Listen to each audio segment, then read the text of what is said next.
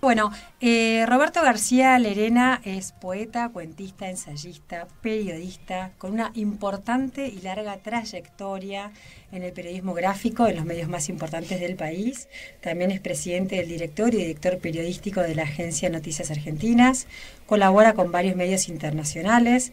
Ha también tenido a cargo columnas radiales, ha participado en programas de televisión y es el autor del libro Venegas el Momo. ¿Cómo le va, Roberto? ¿Qué tal? Buenas tardes. ¿Cómo le va? Mucho gusto. Catalina es mi nombre. Bien, una aclaración nomás. Fui director de Noticias Argentina y presidente del directorio, pero bueno, ya por supuesto unos cuantos años atrás. Ah, bueno. Valga la aclaración. Muchas gracias. Bueno. ¿Cómo surge, Roberto, el proyecto de escribir el libro de la biografía del Momo Venegas? Bueno, en realidad esto forma parte de un largo periodo de investigación y de trabajo sobre el movimiento obrero rural que comencé aproximadamente a comienzos del 2000, o sea, casi 15 años atrás, y que fui recogiendo, digamos, información y datos históricos que prácticamente estaban sepultados por el peso del tiempo y por el peso de los acontecimientos políticos y sociales. En ese contexto, digamos, de redescubrir lo que fue el movimiento obrero rural en la Argentina, empecé a descubrir la figura del Momo Venegas, que fue de alguna manera el que sacó a toda esta estructura gremial desaparecida del contexto de los grandes grupos gremiales sindicales de este país, la sacó del olvido, del anonimato, de la invisibilidad social, y lo proyectó a un nivel, digamos, como el que tiene actualmente. No sé si ustedes saben, pero la UATRE, el gremio de los obreros rurales, es prácticamente, si no el primero, el segundo gremio en cantidad de afiliados del país, ¿no es cierto? Entonces, en esa trayectoria de trabajo, de desarrollo primero gremial, después social y finalmente político, bueno, fue consolidándose desde mi punto de vista un líder social, un líder, además de un líder gremial, un líder social y después un líder político que merecía la pena ser contada su historia, ¿no? Usted cuando me dice que hace tiempo que venía investigando la cuestión de los trabajadores del campo, ¿se refiere al trabajo suyo que se llama Peones y los trabajadores rurales? Exactamente, sí, un poco ahí, sin entrar, digamos, en toda la caracterización del sector obrero rural, pero bueno, lo que yo planteo como hipótesis de trabajo es que es el sector social, el movimiento obrero rural es el sector social de trabajadores argentinos más antiguo de la historia de este país, viene inclusive desde antes de la época en que este país alcanzara su independencia, y además como contrafigura, no solo son el sector más antiguo desde el punto de vista productivo, laboral en este país, sino que además han sido los soldados de toda la guerra, que yo también los trabajo después en otro libro que escribí que se llama Los Peones de Malvinas, donde, digamos, se prueba que, bueno, fueron la base social los trabajadores rurales de todas las guerras de este país, la guerra de la independencia, la organización nacional, las guerras de la Constitución y, por supuesto, la guerra de Malvinas, ¿no? Sí. Entonces, esa es la otra parte, digamos, que hace a un riquísimo trasfondo cultural que tiene como epicentro, digamos, desde los años 90, la figura del Momo Venegas. Sí, a mí me interesó mucho cuando leí una pequeña parte de donde escribía el libro suyo de los Peones de Malvinas, cómo describían el coraje, la bravura de estos peones en esa guerra tan cruel, ¿no? ¿Y por qué tiene este interés tan particular en todo lo que tiene que ver con lo rural? Mira, sinceramente te digo, yo trabajé toda mi vida como periodista, hice mucha investigación política y económica, y uno siempre en algún momento de su vida personal decide volcarse a algo que le gusta mucho. Y lo que a mí más me apasionó de este tema del movimiento obrero rural es que a pesar de ser antiquísimo, de que de mi punto de vista tiene, como digo en algunos de mis trabajos, tiene más de 400 años de historia desde el punto de vista social y productivo, era un sector prácticamente invisibilizado, ¿no? A pesar de que justamente son de los colectivos sociales, como se suele decir ahora modernamente, que más hicieron por la historia de este país. Entonces, realmente desde el punto de vista de lo que uno puede tener como compromiso personal con el género humano, con las cosas que hacen a que se proyecte ese ser humano más allá de su individualidad, que alcance una categoría social y quizá, como digo, sin llegar a la dimensión de héroe, sí a la dimensión del sacrificio, digamos, por cosas quizá más intangibles que la defensa de la propia vida y de la familia que cada uno puede tener. Entonces, bueno, todo eso a mí realmente me apasionó y hoy día yo te diría que forma parte de un objetivo continuo. Yo estoy todos los días trabajando, ahora estoy trabajando en un proyecto que, si Dios quiere, en los próximos meses lo voy a tener terminado, que tiene que ver con el compromiso de los peones rurales en las investigaciones arqueológicas y antropológicas de este país, ¿no? Qué interesante. Antes de irme de lleno al libro, porque en verdad empecé por el final de la entrevista que tenía pensado hacerle, pero que no quería dejar de hacer esta pregunta, que tiene que ver un poco con el tema del sector agro, y usted que está tan interesado en esto, quería preguntarle cuál era su visión de cómo está comunicando el sector agropecuario sus problemáticas, su negocio, porque da la impresión que es como una pata floja que tiene, ¿no? El sector para poder transmitirle al resto de la sociedad el valor agregado o el negocio o lo que produce o lo que brinda al país. ¿Usted cómo lo ve? Sí, mirá, la verdad que es una pregunta profundísima la que me haces, porque sale inclusive del sector trabajador rural, que es mi especialidad, y va a todo el sector agropecuario. Como yo, digamos, también he trabajado mucho tiempo en el periodismo económico, me animo a tratar de darte una respuesta, ¿no? En esto hay una leyenda negra y una leyenda rosa, ¿no? Como en la historia de la conquista de América o del asesinato de América, según como se lo quiera mirar. Como toda la historia, ¿no? Claro, la leyenda negra que existe al día de hoy, dicen, bueno, el sector agropecuario es un sector de poderosos intereses económicos que siempre han querido, digamos, lucrar con las riquezas naturales de este país, que ha sido continuamente, digamos, impulsor de políticas que los benefician solo a ellos. Esto sería un poco la leyenda negra. Y la leyenda rosa, te diría, bueno, que es el sector económico, el sector agropecuario, que ha sacado este país adelante cada vez que nos hemos venido abajo, en forma cíclica, y que bueno, y que ha desarrollado este país, y que no hay ningún otro sector que se le pueda comparar a la luz de los ingresos que produce anualmente para el Estado y para todos los habitantes. En fin, entre esas dos leyendas está la verdad. Claro. La verdad es una verdad, como todas las verdades, es muy compleja, y no es ni blanco ni negro.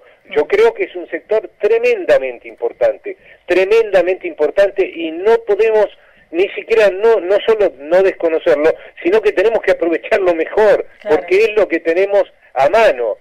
Por supuesto que tenemos también otras riquezas productivas que nos pueden ayudar. Hola. Sí, estoy acá. No, creí que se había cortado. No, lo estoy escuchando atentamente. Tenemos otras riquezas productivas que nos pueden ayudar a desarrollar, y también desde el punto de vista tecnológico e informático. Pero en esto tenemos que ser prácticos. Yo siempre hago las comparaciones con las cuestiones más primarias que tienen que ver con la vida de cada uno. Uno, cuando mira a su alrededor y dice, bueno, tengo que generar más trabajo porque la plata no me alcanza, no se pone a pensar, decir, bueno, voy a estudiar ingeniería aeronáutica y voy a ponerme a pensar en inventar una nueva patente para desarrollar una forma de vuelo que sea más barata. No, lo que trato de hacer es ver de qué manera mis capacidades me sirven para crecer. Yo creo que esto, haciendo una rápida simbología, tiene que ver con lo de este país. Este país creció gracias al campo, se desarrolló gracias al sector agropecuario, y lo que hay que hacer es tratar de ver de qué manera se compatibiliza esto con nuevas tecnologías, con nuevas alternativas productivas y con nuevas posibilidades en un mercado internacional que plantea exigencias que a nosotros nos pueden venir muy bien, como es la necesidad de mayor cantidad de materia prima, ¿no?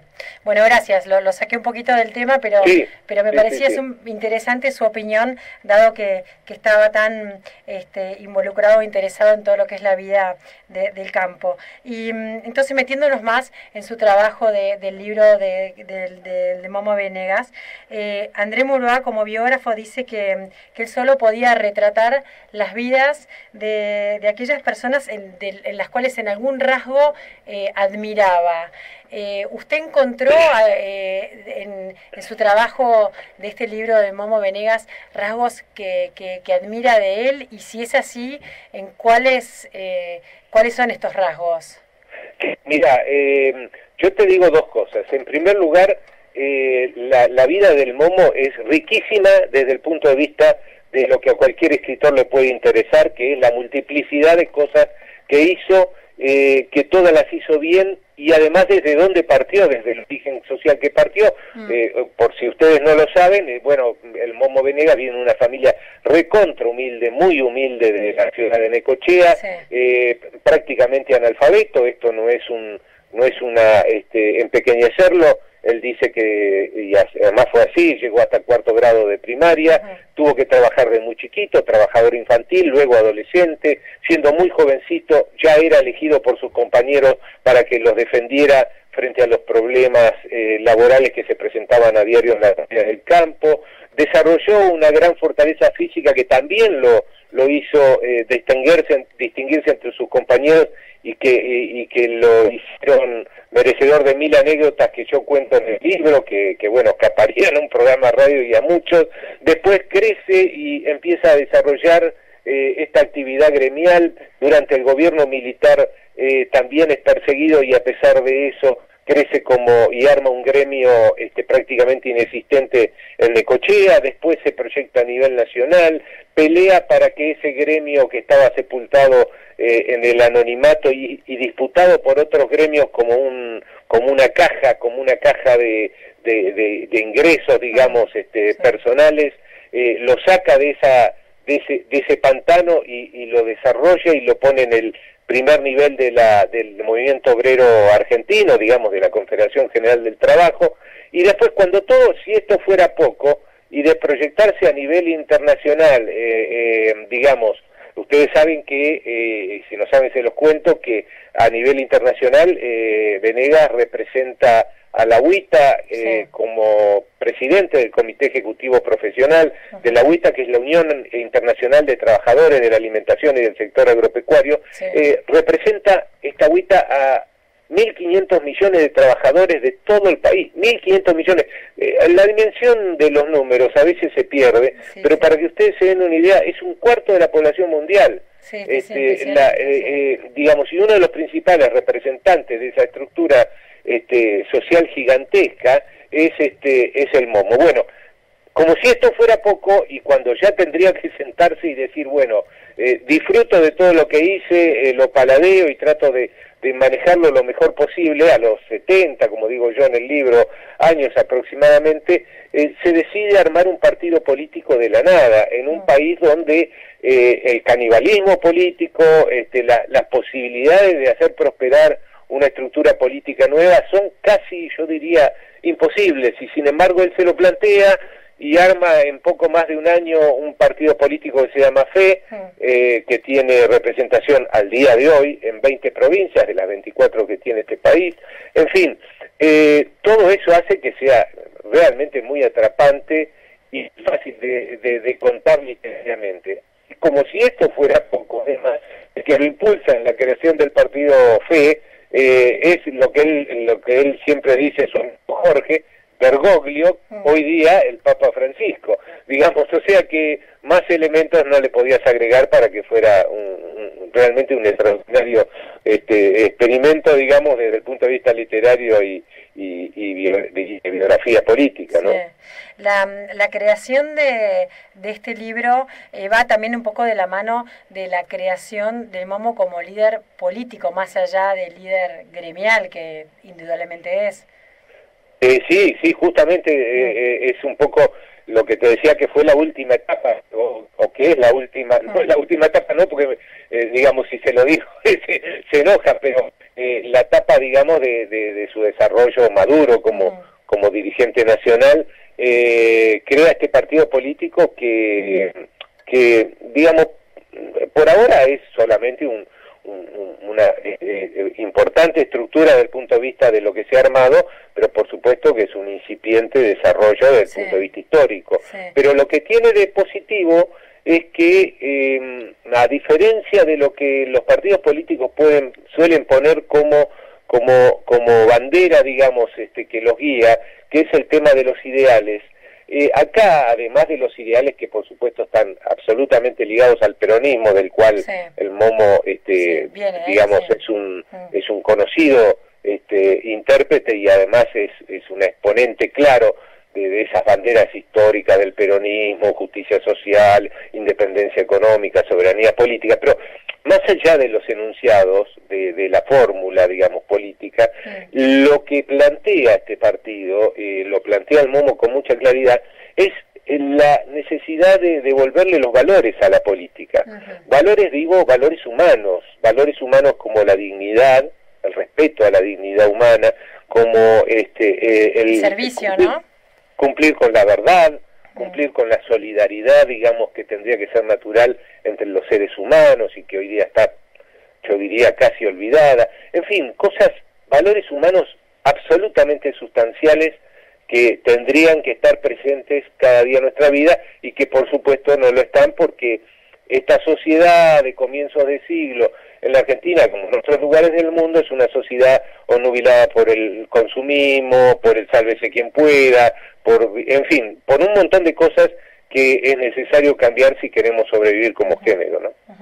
En una parte del libro, casi como en primera persona, dice, bueno, no me veo como un Lula, casi empezando el libro, pero usted que ahora lo conoce tan profundamente de luego haber escrito el libro, imagino las horas de entrevista que han tenido, ¿cree que es comparable la figura de Venegas con un Lula?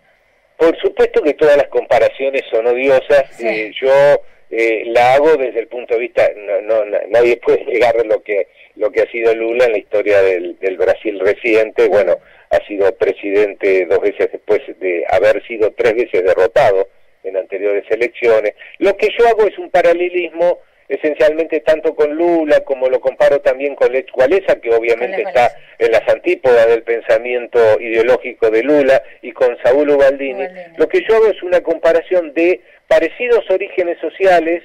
Lula, no sé si ustedes saben, pero viene de una familia muy humilde digamos, de Brasil, del Brasil profundo.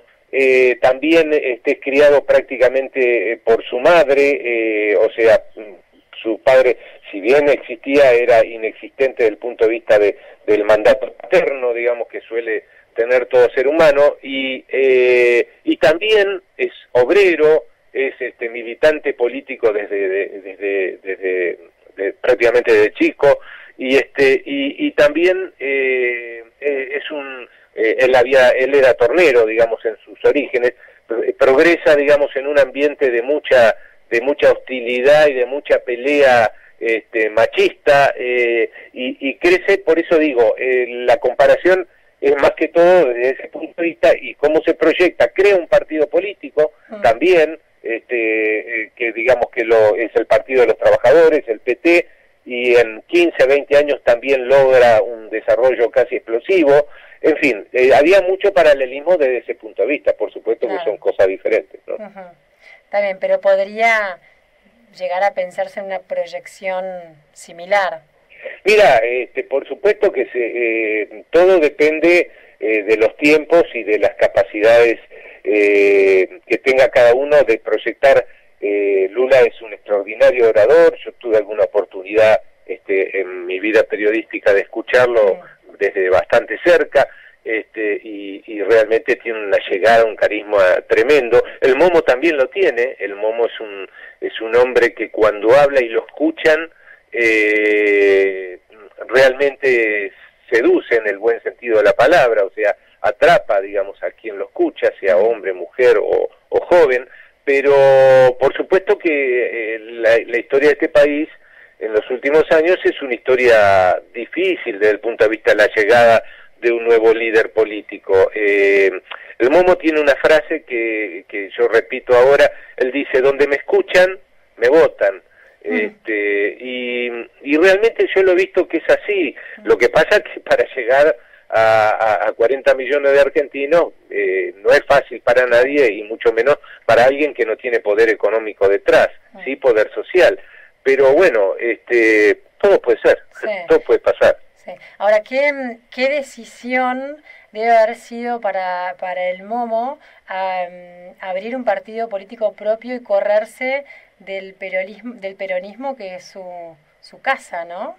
Sí, la verdad que yo te escucho y hacer preguntas realmente que van al fondo de la cuestión, no sé, digamos, realmente un poco me asombra, porque lo que vos decís es un poco lo que yo reflejo en el libro cuando digo que debe haber sido terriblemente difícil para un peronista, como él mismo se define, pura sangre, salir, no, por supuesto, no desde el punto de vista ni de los sentimientos, ni de las convicciones del peronismo, sino salir desde del peronismo formal, pero igual es una decisión terriblemente difícil, ¿no? Decir, renuncio y abro otra instancia política. La verdad que yo creo que debe haber sido una de las decisiones, no sé si la más difícil, pero debe haber sido una de las decisiones más difíciles de su vida política, de tomar esa decisión. Sin embargo, él lo hizo, yo te diría, por lo que conozco, por lo que he charlado con él, casi naturalmente. Él me dice en varias entrevistas, me dice, mira, dice, el peronismo como estructura política era una cáscara vacía en los últimos años. Las decisiones se tomaban como si se tomara en una escribanía, ¿viste? Cuando viene un escribano y convalida con una firma técnica, digamos, lo que decidieron 3 o 4. Acá en el peronismo pasaba lo mismo, no teníamos ninguna posibilidad de discutir nada. Hace poco se hizo un Congreso Nacional del Partido Fe, el primer encuentro nacional del Partido Fe, y se estuvieron prácticamente 2 días debatiendo, digamos, un poco hacia dónde se iba, cuáles eran las ideas políticas básicas, y el Momo me dice después charlando, me dice, mira, dice, esto que vivimos hoy en el Partido Fe, yo no lo vivo en el peronismo de los últimos 15, 20 años de historia. Entonces, todas esas cosas hicieron que quizás una decisión que parece terriblemente difícil desde el punto de vista de las convicciones y de la historia de una persona que es profundamente peronista como el Momo, parece que fue una decisión quizá más sencilla e inevitable que como la que tomó, ¿no? Sí, por ahí para él es como una vuelta a los orígenes, ¿no? Y podría tener que ver con eso, podría tener que ver, quizás por eso fue quizás tan sencilla para él de tomar la decisión. Pero bueno, era un peronista, es un peronista clásico, entonces, clásico digo, tomando la frase que también la cito en el libro del Turco Aziz, de un gran escritor y periodista argentino como el Turco Aziz, que lo definió así hace un año atrás, ¿no? Cuando se estaban por presentar en las elecciones por primera vez el Partido Fe, y el Turco dijo, bueno, dice, la verdad es el último peronista clásico, el que hoy empieza este proceso. Bueno, Roberto, muchísimas gracias por conversar con nosotras, con Citas de Radio. Tenemos su libro acá en el programa, vamos luego a publicar esta entrevista, la vamos a subir a internet. Ha sido muy amable en contarnos el proceso de creación del libro y darnos a conocer nuevos aspectos de la persona de Momo Venegas. Y a mí me encantó también la entrevista. Muchas gracias por invitarme y por poder contarles el libro. Muy bien, queda abierta la charla y la invitación a encontrarnos en cualquier momento. Cómo no, me encantaría. Un gusto. Adiós. Muy bien, ahí escuchaste una entrevista al autor del libro Venegas, el Momo, Tiempo de Fe para una Política Popular, escrito por Roberto García Lerena.